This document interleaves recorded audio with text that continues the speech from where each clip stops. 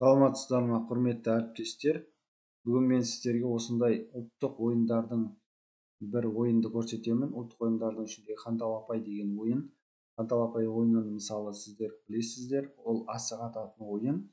Енді осы ойынды біз PowerPoint-пен жасап шығардым мен осы ойынды. Мына жерде жалпы қазір уақытта жасаған емде бетонный беті бар осындай. Бастау деген батырмен басталады. Одан кейін мына жерде сұрақты өшіріп өздерің жазасыздар, дұрыс жауап, қате жауап. Осы жерлерін жазасыздар, мыналарға тиіспейміз. Келесі сұрақтарға өтіп отырады. Енді мен осы ойынды ашып көрсетейін. Мына жерде звугын мен азайтып қойдым, өткен видео түсіру үшін. Осылай басталады. Мына жерде өзінің дауысы бар. Бастау деген батырмаға басамыз. Мынада да дауысы бар, мен оны төмендетіп қойғам, өте аз етіп. Қазір дауыс шықпай тұр, өйткені видео түсіру үшін осылай істеп қойдым. Енді сұрағын оқиды, оқушы сұрағын жазғаннан кейін қате жауапқа басып көрейік. Яғни асыққа атамыз, бірақ тимейді қате жауап болса. Мынада да тимейді, ал дұрыс жауап болса осылай тиіп, осылай смайл шығады. Енді келесі сұраққа басамыз. Келесі сұрақта дұрыс жауап сразу басамыз, осылай шығарады. Одан кейін келесі қате жауап.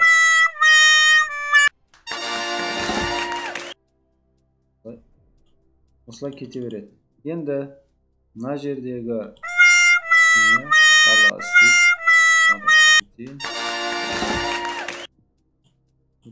өткіземіз. Тағы да соңғысы мысалы 10 сұрақ аяқтаумен аяқталады. Енді мына жерде мен қалай не қылатынын былай көрсетіп өтейін. Енді осы ойынды алғаннан кейін жаңа енді біз сабағыңызды қолданамын деп алатын болсаңыздар, мына жерде өшіріп өзіңіздің сұрағыңызды жазасыздар. Дұрыс жауап деген жерге дұрыс вариантын, қате жауап деген жерге қате варианттан жазасыз. Яғни АБС тест түріндегі не былайша. Енді осыны жазып болғаннан кейін 10 сұраққа дейін ғана мына жерде.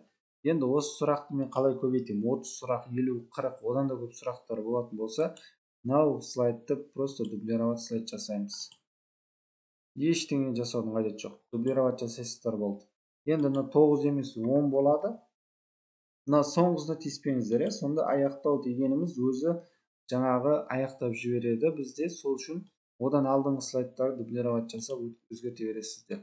Соңғысын 11 слайд деп қоям, болды. Енді мынау келесі деген ол келесі слайдта тұр. Мына жерде мен көрсетіп өтейін.